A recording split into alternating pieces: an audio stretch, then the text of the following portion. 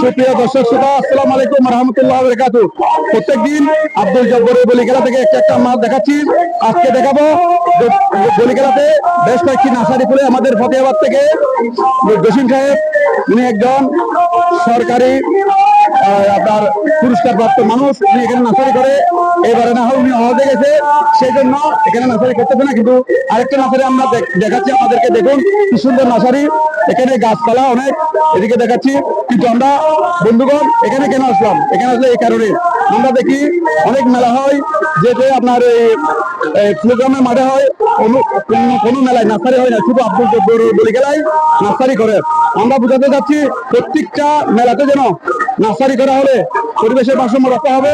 মানুষ এখান থেকে কেনাকাটা করার সময় গাছ কিছুটা হলে গাছ নিয়ে রোপণ করলে ছেলে মেয়েরা গাছ সম্বন্ধে জানতে পারবে। এই জন্য আসা। আমি এই নার্সারির একজন মহিলা মালিক। এই ধরনের আপনাদের সব প্রজাতির গাছ আছে না? সব প্রজাতির আছে গাছ? আচ্ছা, আমরা অনেক দূরে দূরে দেখলাম বেশ কয়েকটি প্রজাতির তারা কম, যেমন নারকেল গাছ। নারকেল গাছ তো অনেক ভালো। নারকেল গাছ কম কেন? আচ্ছা, বিক্রি হ্যাঁ। আচ্ছা, সুপ্রিয় দর্শক, নারকেল গাছ বিক্রি হয়ে গেছে। আর যেহেতু শহরের ব্যাপার, এখানে নারকেল গাছ বিভিন্ন জায়গা নাই, সেজন্য হয়তো কম। আমরা আজকে এখান থেকে বিদায় নিচ্ছি। খোদা হাফেজ।